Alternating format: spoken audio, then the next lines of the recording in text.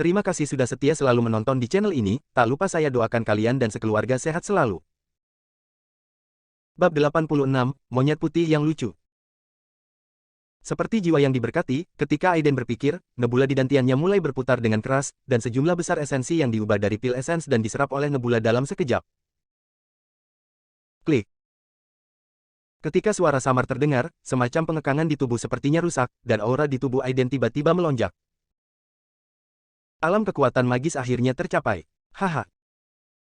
Aiden tertawa keras, matanya tiba-tiba terbuka, dan dua sinar guntur dan kilat menembus kehampaan, menyebar hingga puluhan meter sebelum menghilang. Kekuatan yang menakjubkan membuat Kera Guntur dan Nico di kejauhan merasa terkejut dan tercengang. Saat Aiden berdiri, kilatan petir menyambar di kehampaan, dan tubuhnya telah menghilang. Saat dia muncul kembali, dia sudah berada puluhan meter di udara. Angin sepoi-sepoi bertiup, dan pakaiannya berdesir. Aiden berdiri dengan tangan di belakang, seperti dewa petir ketika dikelilingi oleh guntur dan kilat perak. Kesadaran spiritual dilepaskan, aliran udara mengalir dalam radius hampir 100 meter, dan bahkan distribusi energi spiritual terlihat jelas. Merasakan kekuatan kesadaran ilahi yang beberapa kali lebih kuat, Aiden tampak lebih bersemangat dan melirik batu Taiyin. Sebagian besar cahaya hitam yang tertahan di batu itu kini telah menghilang. Menurut kesimpulan Aiden, dia akan mampu menyerap sepenuhnya esensi Taiyin di batu esensi Taiyin paling lama dalam 1 minggu. Pada saat itu, kekuatan kesadarannya akan menembus batas jangkauan 100 meter. Pada saat itu, dia secara resmi akan menyempurnakan senjata pedang terbang. Saat itu, dia bisa dengan mudah memenggal kepala musuh dengan pedang dari jarak 100 meter. Dengan cara abadi seperti itu, siapa lagi yang dia takuti di muka bumi ini selain monster-monster tua itu? Memikirkan hal ini, Aiden berdiri di kehampaan, melihat ke dalam lembah berkabut yang dipenuhi kabut. Kilatan aneh melintas di matanya, dan dia bergerak langsung menuju kedalaman lembah berkabut. Melihat Aiden menghilang, Nico dan Kera Guntur saling berpandangan. Sebelum mereka bisa mengatakan apapun, sebuah suara terdengar langsung di dalam hati mereka. Tunggu aku di sini, aku akan datang segera setelah aku pergi. Kera Guntur baik-baik saja, tetapi wajah Nico bahkan lebih bersemangat. Ini adalah pesan nyata dari makhluk abadi. Kekuatan guru sungguh tak terduga. 10 menit kemudian, Aiden kembali ke tepi danau dan melihat kembali ke kedalaman kabut, matanya dipenuhi warna yang aneh. Guru, apakah benar-benar ada peninggalan keluarga abadi di kedalaman lembah berkabut? Nico tidak bisa menahan rasa penasarannya dan bertanya. Aiden tersenyum tipis, tapi tidak menjelaskan, berkata, peninggalan keluarga abadi hanya disebarkan melalui rumor. Latilah seni pedang Qingyuanmu dengan baik, dan ketika saatnya tiba, kamu akan menemukan bahwa apa yang disebut abadi bukanlah apa-apa lebih dari ini. Wajah Nico menjadi tegak dan dia berkata, murid mengerti. Kini, ia sangat yakin dengan perkataan Aiden. Setelah sekian lama mengikuti Aiden, samar-samar ia juga merasa bahwa gurunya itu misterius dan luar biasa. Sifat acuh tak acuh dan sombongnya jelas bukan sesuatu yang bisa dimiliki orang biasa. Setelah mengkonsolidasikan budidayanya selama 2 hari, Kera Guntur akhirnya menguasai yang pertama dari 9 transformasi kera iblis. Dengan bantuan Aiden, Kera Guntur raksasa, yang tingginya hampir 3 lantai, benar-benar menyusut menjadi monyet putih, yang berukuran kurang dari setengah meter, terlihat sangat mirip dengan beberapa monyet peliharaan yang dipelihara oleh orang kaya. Namun kekuatan monyet putih saat ini sudah jauh lebih kuat dari sebelumnya. Jika menghadapi Kahi itu sekarang, hasilnya tidak pasti. Tanpa tinggal lebih lama lagi, mereka berdua dan monyet itu pergi. Sedangkan untuk pohon buah guntur berdaun 7 di tepi danau kecil, Aiden sudah tidak mempedulikannya lagi. Pohon ini hanya bisa bertahan hidup di tempat yang magnetisnya kacau seperti Misty Valley. Jika dia mencangkoknya dengan gegabah, akan sulit untuk bertahan hidup. Dia telah memasuki tubuh abadi guntur surgawi, tujuannya telah tercapai, dan dia telah memperoleh cukup banyak dari perjalanan ini. Apalagi, butuh waktu ratusan tahun sebelum pohon buah guntur berdaun 7 bisa berbuah lagi. Saat itu, dia sudah lama meninggalkan bumi. Dia mungkin tidak akan peduli lagi dengan pohon buah guntur berdaun 7. Pada saat yang sama, di pegunungan bagian dalam Gunung Raven, sekelompok anak laki-laki dan perempuan berpakaian bagus berjalan-jalan di antara hutan seolah-olah mereka sedang jalan-jalan musim semi. Di bagian depan ada 2 orang pemuda dan pemudi berpakaian coklat. Laki-laki itu bertubuh tinggi, berotot, berambut pendek, dan berpenampilan sulit diatur. Bagian depan dan belakang wanita itu melengkung, dan pakaian latihan berwarna hitam tampak unik pada tubuhnya yang tinggi dan anggun. Kakinya yang panjang dan lurus, ramping, bulat dan kencang membuat beberapa remaja ngiler melihatnya. Ketika wanita itu melihat pemandangan ini, sedikit ejekan muncul di sudut mulutnya, dan kesombongan di wajahnya menjadi lebih kuat. Retakan. Menendang pohon mati di depannya, wanita itu mengangkat alisnya yang indah, dia memandang seorang pria muda di sampingnya, dan berkata dengan tidak puas, Zafir, apakah kamu dapat dipercaya? Di mana Tuan Palmer itu? Zafir berkata dengan sedikit sanjungan di wajahnya, Nancy, jangan khawatir, kami akan segera sampai. Mendengar nama Zafir, Nancy Wall sedikit mengernyit dan berkata, apakah Anda yakin Tuan Palmer masih memiliki banyak daging ular spiritual? Zafir mengangguk dengan tegas dan berkata, saya melihat dengan mata kepala sendiri bahwa Tuan Palmer membunuh ular besar yang panjangnya puluhan meter. Ular sebesar itu bisa memiliki berat lebih dari 1000 kilogram daging. Pria berambut pendek itu tiba-tiba mencibir dan berkata, seekor ular besar yang tingginya puluhan meter. Pasti sudah lama berubah menjadi ular naga. Saya khawatir ayah saya harus bersembunyi jika dia datang. Menurut Anda, Tuan Palmer bisa membunuhnya? Zafir tampak sedikit malu dan berkata, Saudara Rio, jangan percaya. Lagi pula, saya tidak tahu apa-apa tentang ular naga. Saya hanya tahu bahwa ular itu sangat besar. Jumlah daging ular spiritual di tangan Tuan Palmer pasti tidak akan mengecewakanmu. Setelah jeda, dia masih tampak sedikit khawatir, dan memperingatkan lagi, Tuan Palmer itu pemarah. Ketika Anda melihatnya, Saudara Rio, Nancy, Anda harus tahan amarahmu. Rio Walsh memandangnya dengan acuh tak acuh dan berkata sambil tersenyum, jangan khawatir, semakin kamu bertingkah seperti ini, semakin penasaran aku tentang Tuan Palmer. Beberapa anak muda lainnya mulai mengejek Zafir dengan wajah mengejek. Hei, kenapa Tuan Rex, yang begitu tak kenal takut di antara kita, begitu takut? Bukankah dia takut dipukuli? Haha. Sepertinya, Tuan Rex ditakuti oleh ular besar itu, hehe. Nancy Walsh memelototi Zafir dan berkata, ini Akenia, mengapa kita harus takut padanya? Setelah mengatakan itu, dia memelototi Zafir dan mengeluh, sebaliknya, kamu diam-diam pergi ke Misty Valley bersama wanita tertua dari keluarga Wang. Kamu tidak memanggil kami untuk hal yang menyenangkan. Zafir memiliki senyum masam di wajahnya, apakah itu menyenangkan? Apakah ini merupakan hal yang mengancam jiwa? Jika saya tidak beruntung, saya pasti sudah lama mati di tempat yang menyedihkan itu. Memikirkan krisis hidup dan mati yang berulang di lembah berkabut, Zafir menjadi sedikit pucat, jika bukan karena hubungan yang tidak dapat didamaikan antara ayahnya dan keluarga Walsh, dan keluarga Walsh sangat membutuhkan daging ular roh, dia tidak akan melangkah ke Gunung Raven lagi. Melihat ekspresi Zafir, kakak dan adik Rio dan Nancy menunjukkan sedikit rasa jijik di wajah mereka. Sebagai anak dari keluarga pencaksilat yang sudah berlatih pencaksilat sejak kecil, mereka jelas tidak tertarik dengan playboy seperti Zafir yang tidak punya kekuatan untuk menahan ayam. Namun, keluarga Rex cukup berpengaruh di dunia politik, dan keluarga Walsh-nya telah berteman dengan mereka selama beberapa generasi. Jadi mereka berkumpul. Mengenai penghinaan saudara-saudari Walsh, Zafir hanya mengerutkan bibir dan tidak berkata apa-apa, dia percaya bahwa jika kedua orang ini pernah mengalami kengerian sebelumnya, mereka mungkin tidak sebaik dia. Hanya saja akan sangat buruk jika kedua saudara laki-laki dan perempuan yang sombong ini pada akhirnya tidak membuat kesepakatan dan menyinggung perasaan Aiden. Sekarang dia tiba-tiba menyesal memamerkan daging ular spiritual kepada saudara-saudari Walsh, yang menyebabkan masalah seperti itu. Berjalan seperti ini, semua orang berhenti di depan sebuah gua di depan sebuah lembah besar. Ada sedikit kerumitan di mata Zafir, dan dia berkata, mari kita tunggu di sini, kita tidak bisa melangkah lebih jauh. Rio mengerutkan kening dan berkata, mengapa kita tidak bisa pergi? Terlalu berbahaya di depan. Cih. Nancy Walsh memutar matanya ke arahnya, pengecut. Saat hendak melangkah maju, ia melihat sesosok tubuh berambut putih tiba-tiba muncul dari dalam gua batu yang gelap. Wow, monyet putih yang lucu. Dia memandang monyet putih dengan mata cerah, dan dengan lambaian tangannya, cambuk panjang muncul di tangannya dan diikat langsung ke monyet putih. Rupanya, dia ingin menangkap monyet putih ini dan menjadikannya sebagai hewan peliharaan. Namun, dia tidak tahu betapa menakutkannya monyet putih kecil yang lucu ini. Bab 87, Beli yang kuat dan kuat. Zafir berdiri di kejauhan, mengawasi monyet putih dan mengerutkan kening secara tidak sadar. Monyet putih ini sepertinya terlihat akrab. Tapi Nancy penuh dengan kegembiraan, melihat Rio di sebelahnya, saudara, kamu pergi ke belakang untuk memblokir jalan keluarnya, jangan biarkan itu berlari. Sisa gadis-gadis muda bergegas dengan kegembiraan. Sister Nancy, mari kita bantu. Monyet kecil yang sangat lucu. Ayo kita tangkap, pasti menyenangkan. Menyaksikan kerumunan bergegas ke arah diri mereka sendiri, Kera Guntur terpana, dan kemudian marah. Itu bijak dan cerdas, dan IQ tidak lebih rendah daripada anak-anak manusia pada usia 7 atau 8. Mendengar bahwa semua orang ingin menangkapnya kembali sebagai hewan peliharaan, itu mengalir dengan darah kera guntur kuno, dan keganasan di tulang-tulang itu langsung terangsang. Bentak. Cambuk panjang Nancy Walsh diikat pada saat ini. Melihat ini, wajah Nancy Walsh senang seketika, dan lengannya gemetar untuk menarik kembali kera Thunder.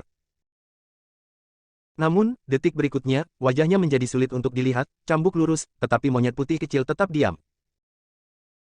Nancy Walsh mengerutkan kening, menggertakkan giginya, kekuatan batin melonjak, dan dia mengeluarkan ki dan kekuatan besar datang dari cambuk.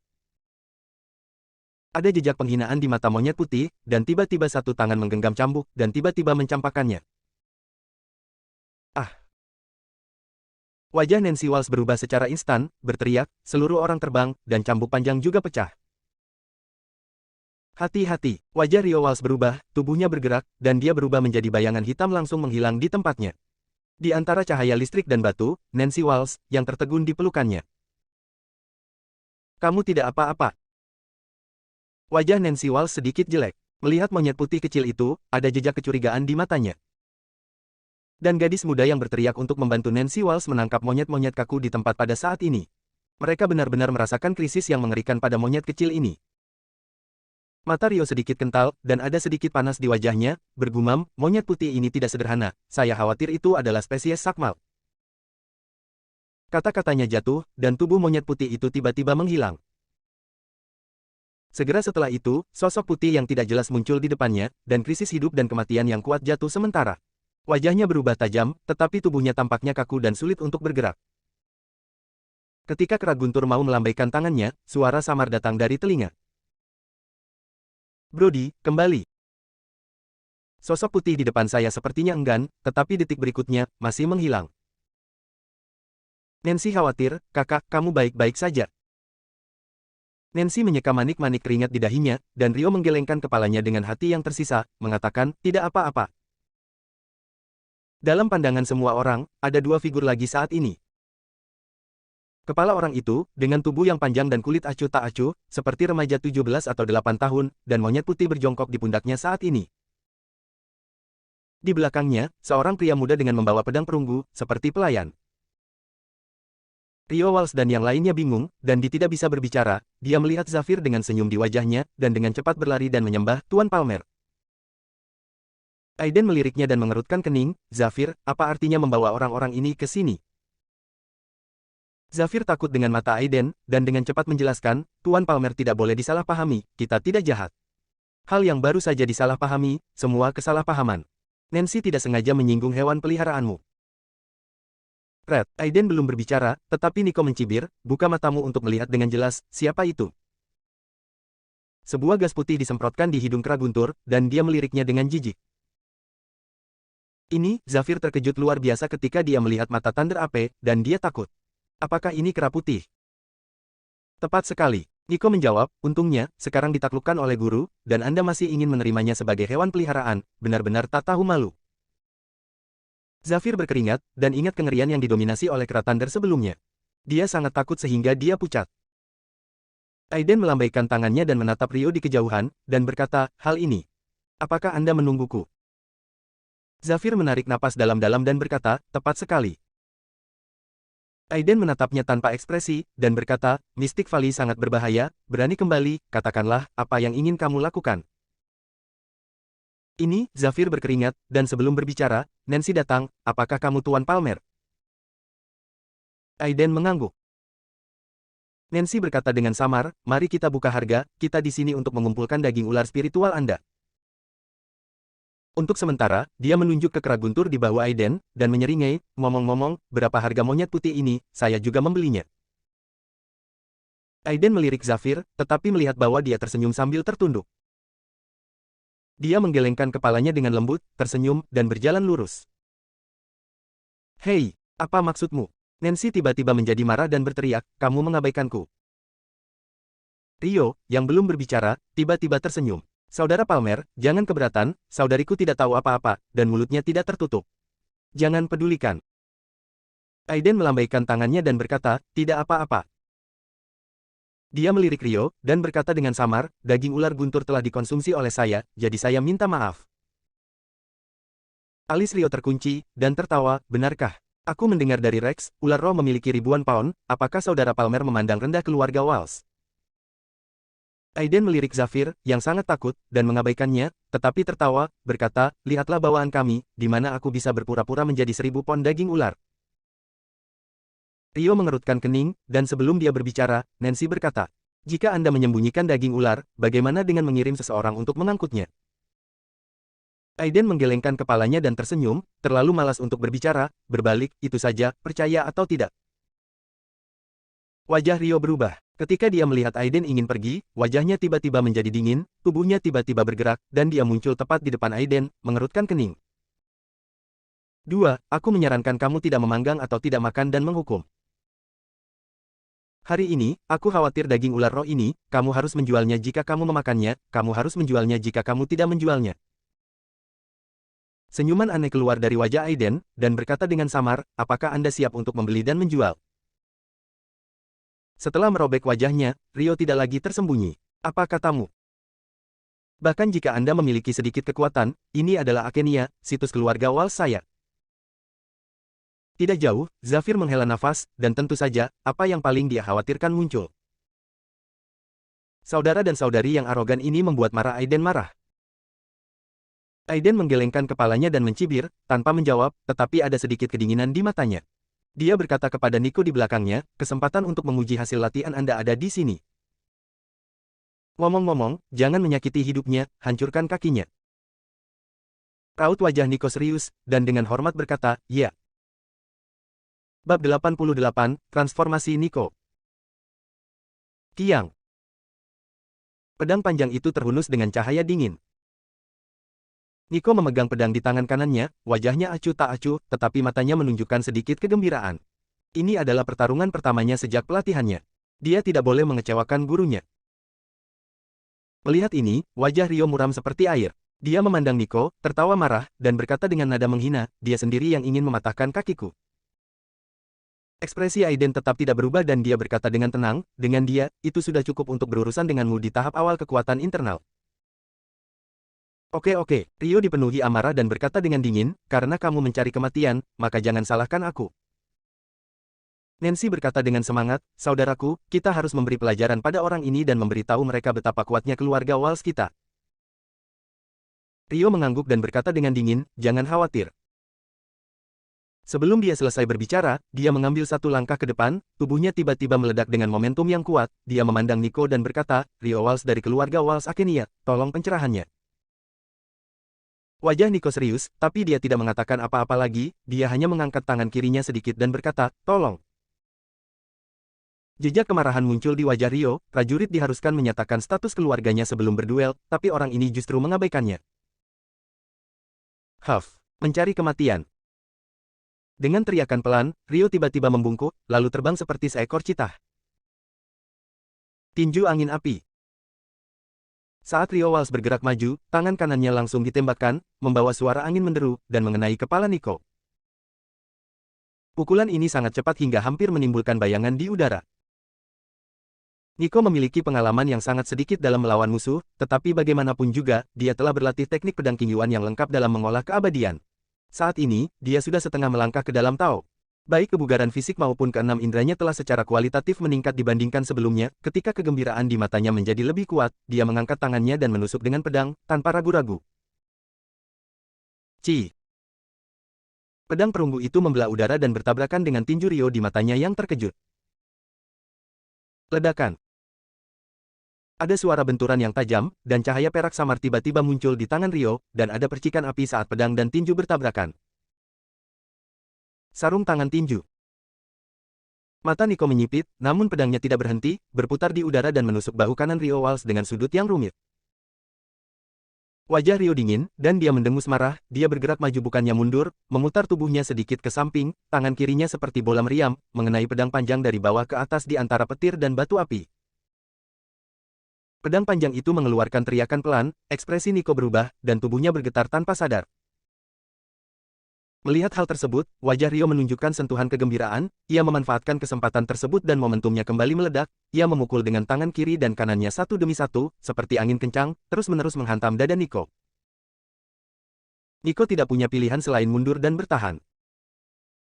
Bang bang bang. Pedang itu terus bergetar saat terkena tangan besi Rio. Wajah Nico menjadi pucat dan dia mundur satu demi satu, tetapi tidak ada sedikit pun kepanikan di matanya. Aiden memperhatikan dari kejauhan, dengan senyuman di wajahnya. Penampilan Nico cukup bagus di pertarungan pertamanya yang sebenarnya. Jika dia bisa memanfaatkan kesempatan untuk melakukan serangan balik, tidak akan sulit untuk menang melawan Rio. Kera guntur berjongkok di bahu Aiden, dengan ekspresi jijik di wajahnya, dan malah dipukul mundur oleh seorang pria kecil. Orang ini benar-benar bantal bersulam. Jika Nico tahu bahwa dia sedang diejek oleh kera guntur lagi, dia mungkin akan muntah darah karena depresi. Tidak jauh. Nancy dan beberapa anak laki-laki dan perempuan di belakangnya menyaksikan dengan gembira saat Nico dan Rio bertarung, dengan cibiran dan ejekan di wajah mereka. Saudari Nancy, lihat, orang itu akan kalah. Dia pasti akan dipukuli oleh saudara Rio nanti dan akan berlutut dan memohon belas kasihan. Huff, dengan kemampuan sekecil itu, kamu masih berani sombong dan berani mengatakan bahwa kamu akan mematahkan salah satu kaki saudara Rio. Nanti aku akan mematahkan kedua kaki anak ini. Ya, dan itu Tuan Palmer. Mari kita lihat bagaimana saya menghadapinya nanti. Dia benar-benar berani berpura-pura arogan di sini di Akenia. Nancy, tidakkah kamu menginginkan monyet putih kecil itu? Aku akan menangkapnya untukmu nanti. Mendengarkan apa yang dikatakan orang-orang sombong ini satu sama lain, wajah Zafir berubah menjadi sangat jelek, dan dia hampir tidak bisa menahan kutukan di dalam hatinya. Dia menyesal membawa saudara-saudari Walsh ke sini untuk menemukan Aiden secara langsung. Sayangnya, sudah terlambat untuk mengatakan apapun sekarang. Sekarang dia hanya bisa berharap Aiden tidak menjadi seperti kelompok anak-anak bodoh dari keluarga bangsawan ini. Ledakan. Pukulan lain memukul mundur Nico. Wajah Rio dipenuhi dengan cibiran arogan dan dia berkata, jika hanya itu yang kamu miliki, maka pertempuran ini akan berakhir. Saat ini, Nico berada dalam kondisi yang sangat malu, dengan beberapa lubang di baju birunya dan darah membayangi. Dahinya dipenuhi lapisan keringat halus, dan napasnya sedikit cepat, namun matanya semakin cerah. Dalam kompetisi sebelumnya dengan monyet guntur, dia ditampar, tetapi sekarang pertempuran ini telah memungkinkan dia untuk benar-benar bertransformasi dari seorang tuan muda keren yang tidak memiliki kekuatan untuk menahan ayam, menjadi seorang kultivator sejati. Memarahi, jantung pedang. Dengan satu serangan pedang, semua sihir bisa dikalahkan. Mengabaikan sarkasme Rio, Nico berpikir, wajahnya bersemangat, dia bergumam pada dirinya sendiri, dan sebuah ide muncul di benaknya, dan dia sepertinya memahami sesuatu. Akhirnya, dia tiba-tiba menutup matanya, dan ketika dia membukanya lagi, matanya sudah tenang.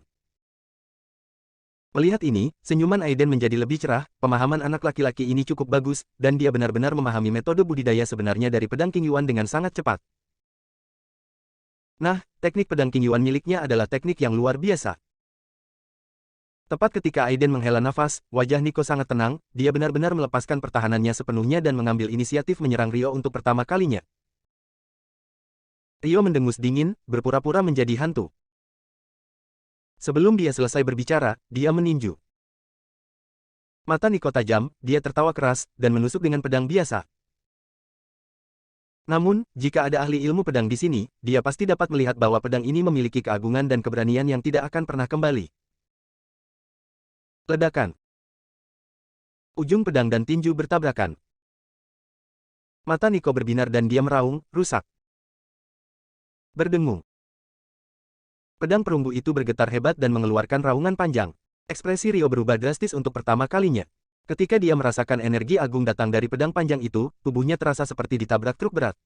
Tinjunya tulangnya terasa perih, dan kelima organ dalamnya. Organ dalamnya gemetar, dan tubuhnya langsung terbang. Di bawah tatapan luar biasa dari Nancy dan yang lainnya, mulut Rio berdarah, dan dia jatuh ke tanah, wajahnya sepucat kertas. Nico tampak acuh tak acuh, berjalan ke arah Rio, mengerutkan kening dan berkata, kamu kalah. Ekspresi Rio menegang, dan wajahnya dipenuhi ketakutan, dan dia berkata dengan suara gemetar, apa yang akan kamu lakukan? Nico tidak menjawab, tetapi mengangkat kakinya dan menginjak betisnya dengan keras. Klik. Ketika suara tajam keluar, pembuluh darah Rio tiba-tiba menyembul kesakitan, dan dia menjerit berulang kali, ketika keringat mengucur dari dahinya, dia hampir pingsan karena kesakitan. Jika kamu kalah, kamu akan dihukum atas perkataan dan perbuatanmu. Nico berkata dengan ringan, mengabaikan tatapan jahat Rio, berjalan ke arah Aiden, membungkuk dan berkata, Guru, aku mengecewakanmu. Ia mengira kegagalannya mengalahkan Rio akan membuat Aiden sangat marah, namun ia tidak menyangka Aiden tersenyum tipis dan berkata, tidak ada kekecewaan, kamu telah melakukan pekerjaan dengan baik. Baiklah, semuanya akan baik-baik saja di sini, ayo kembali. Iya. Namun, sebelum mereka berdua pergi jauh, mereka melihat Nancy tampak gila. Terlepas dari halangan Rio dan Zafir, dia berteriak dengan mata merah, berhenti. Sialan, kamu berani mematahkan kaki saudaraku. Aku akan membunuhmu. Tunggu saja sampai mati. Aku ingin ayahku membunuh seluruh keluargamu. Aiden berbalik, wajahnya tiba-tiba menjadi dingin, dan tekanan yang menakutkan datang seketika. Nancy, Zafir dan yang lainnya tiba-tiba merasa seperti mereka telah jatuh ke dalam gudang es dan kesulitan bernapas. Keluarga siapa yang akan kamu bunuh? Bab 89, Kenalan. Naga memiliki sisik terbalik, dan sisik terbalik Aiden adalah keluarga dan kerabatnya. Nancy berani mengancamnya dengan ini, dia hanya mencari kematian. Nancy merasakan jantungnya menderu-deru, dan niat membunuh yang menyesakkan sangat ditekan. Wajahnya langsung menjadi pucat, kakinya gemetar, tetapi dia tidak jatuh sambil mengertakkan gigi. Dia menekan rasa takut di hatinya, menegangkan lehernya dan berkata, akan kuberitahukan padamu. Plak. Saat dia membuka mulutnya, dia melihat sosok buram melintas. Dia merasakan pipinya terbakar. Ketika pikirannya mengaum, seluruh tubuhnya terbang keluar dan jatuh ke tanah dengan bunyi gedebuk. Pipinya bengkak menjadi kepala babi, dan darah merah keluar dari sudut mulutnya. Penampilannya sangat menyedihkan. Jika kamu berani mengatakan satu hal lagi, aku akan membunuhmu. Nico memandang Nancy di tanah dengan wajah dingin dan berkata dengan acuh tak acuh. Wajah Nancy dipenuhi dengan kebencian, tetapi dia tidak berani mengatakan sepatah kata pun. Dia bisa merasakan bahwa pria di depannya benar-benar memiliki niat membunuh. Rio didukung oleh dua orang muda dan berjalan mendekat. Dia menatap Nico dalam-dalam dan berkata dengan suara yang dalam dengan gigi terkatup, terima kasih. Nico tidak berkata apa-apa, mendengus dingin, berbalik dan pergi. Dari kejauhan, Aiden menyaksikan semua ini dengan wajah tanpa ekspresi dan tidak berkata apa-apa. Ketika Nico datang, dia berbalik dan pergi. Ketika mereka berdua menghilang, kebencian di wajah Nancy sangat kuat, dia menatap Rio dan berkata, saudaraku, apakah kamu membiarkan mereka pergi begitu saja? Rio tampak jelek dan berteriak, diam. Jika orang itu tidak menyelamatkanmu sekarang, kamu akan mati sekarang. Ekspresinya rumit, dan ketika dia memikirkan tekanan mengerikan dan niat membunuh sebelumnya, ada sedikit ketakutan di matanya. Pemaksaan ini begitu kuat bahkan ketika menghadapi ayahnya Stephen Walsh, dia tidak pernah merasa seperti ini. Ini cukup untuk membuktikan bahwa Tuan Palmer adalah guru yang sangat menakutkan. Bahkan lebih kuat dari ayahnya, Stephen Walsh sudah menjadi Master Super yang memiliki setengah kaki untuk melangkah ke dunia transformasi, dan Tuan Palmer ini terasa lebih menakutkan baginya daripada Stephen Walsh. Bukankah itu berarti dia seorang Master? Jika itu masalahnya, akan mudah bagi Tuan seperti itu untuk membunuh mereka, bahkan keluarga Walsh pun tidak. Meskipun Rio memiliki temperamen yang arogan, dia masih cukup tajam, jika tidak, dia tidak akan berterima kasih kepada Nancy setelah Nico mencambuknya. Nancy tidak tahu bahwa jika bukan karena tamparan Nico, dia akan mati. Setelah memikirkan hal ini, Rio merasa punggungnya basah oleh keringat dingin. Dia menekan rasa takut di dalam hatinya, memandang Nancy dengan ekspresi kebencian, dan berkata dengan suara yang dalam, Nancy, kamu tidak boleh memprovokasi orang ini lagi. Wajah Nancy penuh ketidakpuasan, dan dia berkata dengan marah, kenapa? Tidak ada alasan, ini perintah. Wajah Rio dingin dan dia berkata dengan suara yang dalam, mari kita hentikan masalah daging ular roh. Tidak ada yang diizinkan menyebarkan berita tentang masalah ini. Jika tidak, jangan salahkan aku, Rio Walsh, karena tidak baik. Semua orang mengangguk. Saat ini, tidak ada yang berani menyinggung perasaannya. Mereka hanya semakin penasaran dengan identitas Aiden dan mereka berdua. Apa latar belakang kedua orang itu yang menyebabkan putra tertua keluarga Walsh menderita kerugian sebesar itu? Bahkan tidak berani kentut sekali lagi. Melihat Rio memelototinya dengan kemarahan di wajahnya, Zafir tampak sedih. Sial, saya memprovokasi seseorang. Jelas Anda yang bersikeras agar saya membawa Anda ke Tuan Palmer untuk membeli daging ular spiritual. Pada akhirnya Anda menendangnya plat besi, tapi kamu malah menyalahkanku. Aiden dan Nico tidak bisa mengendalikan apa yang terjadi pada Zafir saat ini, mereka berdua dan monyet hampir sampai di gunung terluar Gunung Raven. Mereka berdua bergegas dengan kecepatan yang sangat cepat. Hanya butuh beberapa jam bagi mereka untuk meninggalkan Gunung Raven, dan mereka menaiki Right Highler di jalan. 2 jam kemudian, mereka berdua telah tiba dan kembali ke kota Akenia. Setelah tinggal di pegunungan yang dalam dan hutan tua selama hampir 10 hari, Aiden tidak merasakan apa-apa ketika kembali ke kota yang ramai. Dalam kehidupan sebelumnya, dia sudah terbiasa dengan hari-hari berlatih di pegunungan, tetapi Nico merasa seolah-olah dia berada di dunia lain. Hotel Grand Hyatt. Ketika Aiden dan Nico masuk ke aula, bentuk aneh mereka membuat semua orang di aula menunjuk. Apalagi monyet guntur yang berjongkok di bawah Aiden membuat beberapa gadis berbisik penuh semangat. Di meja depan, seorang manajer cantik berseragam hitam datang, memandang kedua orang itu, dan mencoba bertanya, apakah ini Tuan Palmer dan Tuan Sanders? Aiden tampak sedikit bingung, mengangguk, dan berkata, apakah kamu mengenal kami? Manajer wanita itu tersenyum dan berkata, seorang wanita bernama Wang telah memesan kamar suite untuk kalian berdua. Kalian berdua bisa pindah kapan saja. Silakan ikut dengan saya. Adegan ini membuat semua orang di lobi hotel saling memandang dengan bingung, apa yang terjadi? Apakah dua pemuda kaya dengan pakaian sederhana akan mengalami kehidupan ini? Aiden tersenyum ringan, Jessica melakukan semuanya dengan sempurna. Jessica tahu bahwa mobil Nico masih di tempat parkir hotel, jadi setelah kembali dari Misty Valley hari itu, dia secara khusus memerintahkan manajer hotel untuk memberikan sambutan hangat kepada Aiden jika mereka melihat mereka kembali. Meskipun langkah ini kecil, itu mencerminkan karakter keluarga Wang di Pulau Hong Kong, kelihayan wanita tertua dalam berurusan dengan orang. Sebuah persahabatan kecil, diterima atau tidak oleh Aiden, bisa meninggalkan kesan yang baik padanya. Fakta membuktikan bahwa tindakannya benar-benar meningkatkan persepsi Aiden tentang dirinya. Setelah melakukan beberapa perbaikan di kamar, keduanya berganti pakaian baru dan meninggalkan kerak guntur di kamar hotel. Aiden turun untuk makan. Keduanya belum mencapai tingkat kultivasi bawaan, dan belum mencapai alam bigu. Selain itu, setelah meminum obat mujarab selama hampir 10 hari, mereka sudah lama bosan meminumnya, dan inilah saatnya untuk perubahan rasa. Restoran di lantai paling atas hotel. Itu adalah jam makan puncak di siang hari. Keduanya menunggu beberapa saat sebelum pelayan membawa mereka ke tempat duduk dekat jendela untuk duduk. Tiba-tiba, suara berisik datang dari jauh. Ketika Aiden menoleh, dia melihat sosok yang dikenalnya. Matteo. Mengapa gendut ada di sini? Oh, ngomong-ngomong, dia sepertinya ingat sebelumnya bahwa kampung halaman Matteo adalah Akenia, tapi karena alasan tertentu dia bersekolah di Muteburi. Pada saat ini, Matteo, dengan senyum rendah hati di wajahnya, mengangguk dan membungkuk kepada seorang pria muda berkacamata berbingkai emas, tetapi pemuda itu memiliki ekspresi acuh tak acuh dan tampak sedikit tidak sabar. Ketua Fox, Anda harus memikirkan solusi mengenai masalah ayah saya. Wajah Matteo penuh dengan permohonan, dan dia berkata, kejadian ini awalnya disebabkan oleh Edison Olsen dan gengnya. Ayah saya hanya pembela pasif. Dia masih terbaring di rumah sakit, tapi sekarang dia digigit oleh Edison Olsen. Kita harus mencari tahu mana yang benar dan mana yang salah. Pemuda itu mengerutkan kening ketika mendengar ini dan berkata dengan dingin, maksudmu saya tidak tahu benar dan salah. Matteo tiba-tiba panik. Bagaimanapun, dia hanyalah seorang siswa sekolah menengah. Dia belum pernah mengalami pertempuran seperti itu. Pemuda itu ketakutan dan segera menjadi bingung. Dia dengan cepat berkata, Kepala Fox, tolong jangan salah paham.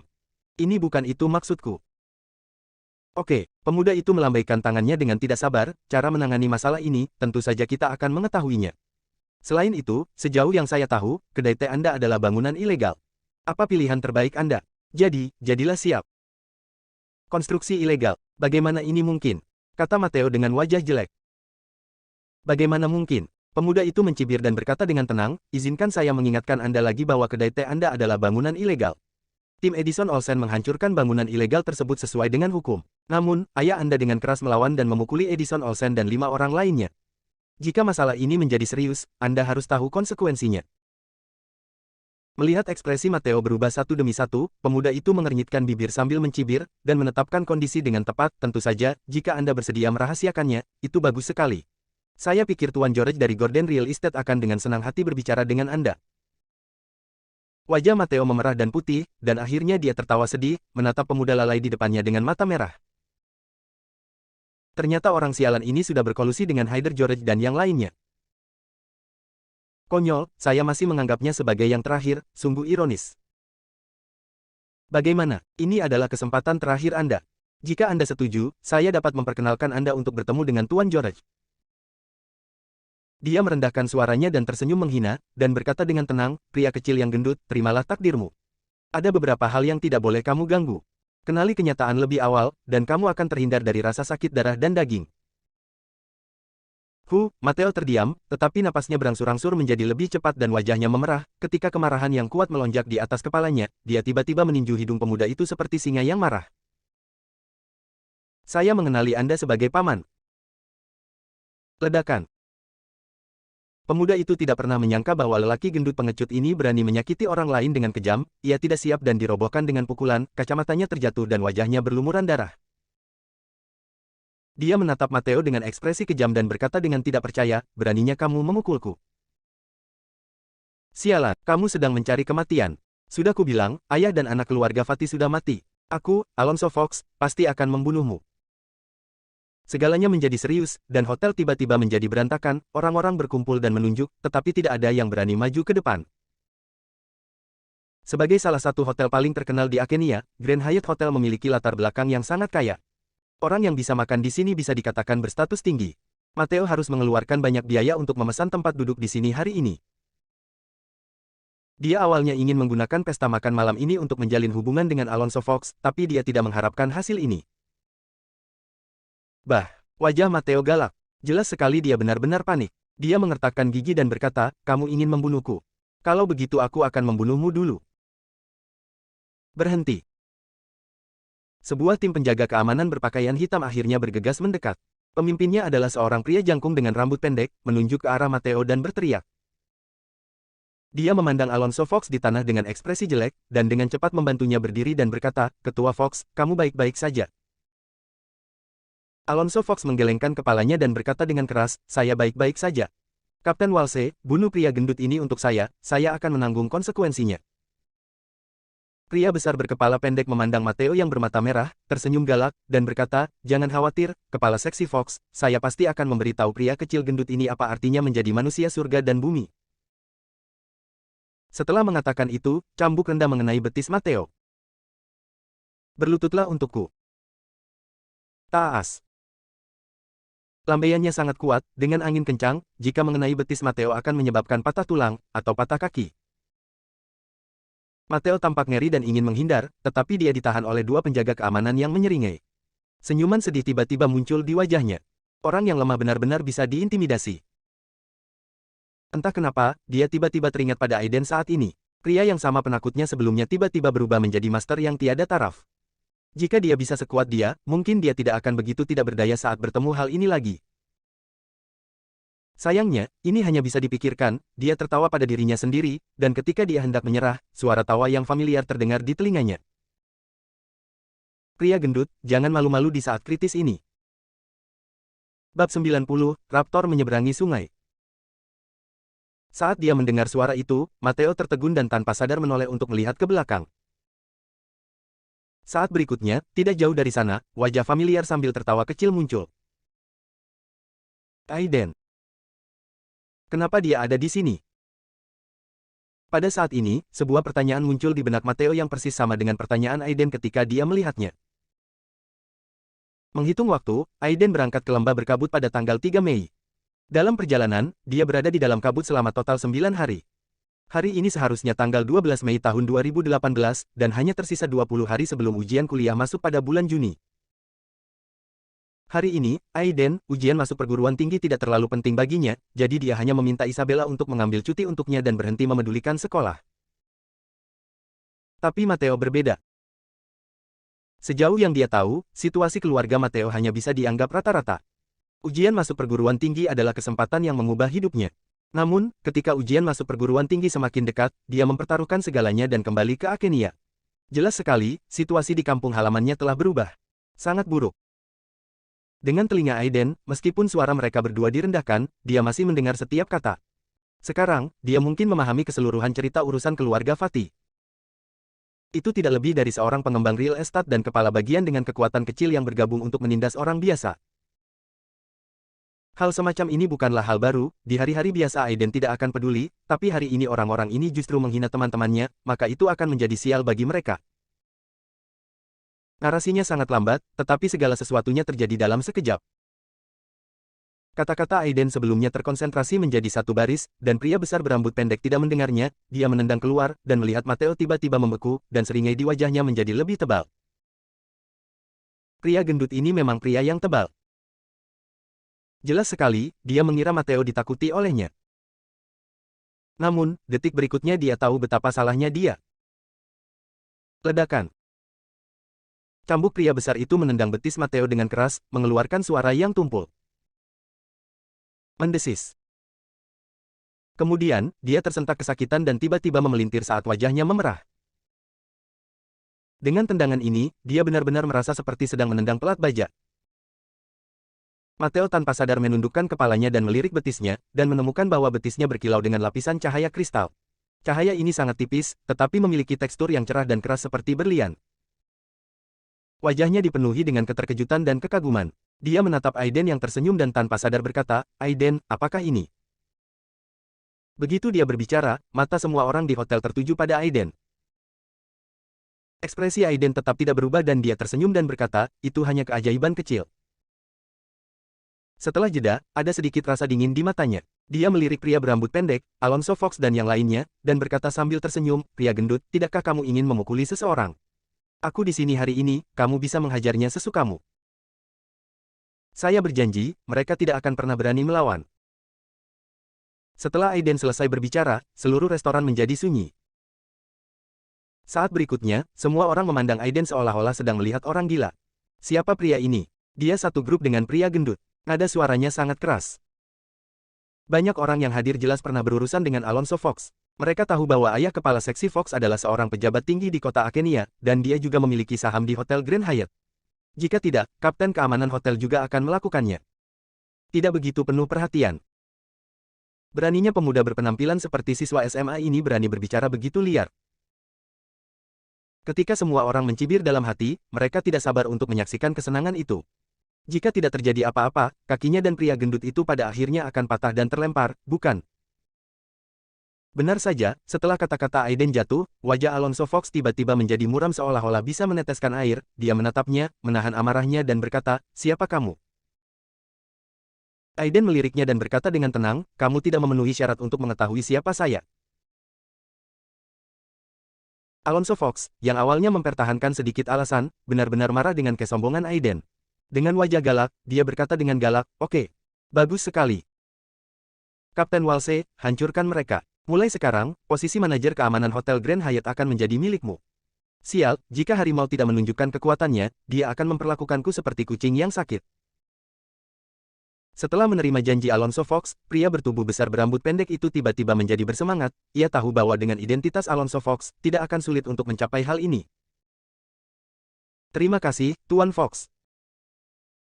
Dengan kegembiraannya, dia bahkan mengganti gelarnya. Wajah Alonso Fox dingin dan dia tidak mengatakan apa-apa. Dia hanya menatap Aiden yang sedang duduk di sana dengan santai minum teh. "Akan kulihat bagaimana kamu mati." Pria berambut pendek itu tertawa garang, mengabaikan rasa sakit yang menyengat di betisnya, dan meminta penjaga keamanannya untuk menahan Matteo. Dia berjalan ke arah Aiden dan menangkapnya sambil mencibir. "Kamu benar-benar mencari kematian. Beraninya kamu menyinggung perasaan Tuan Fox. Aku akan menghajarmu."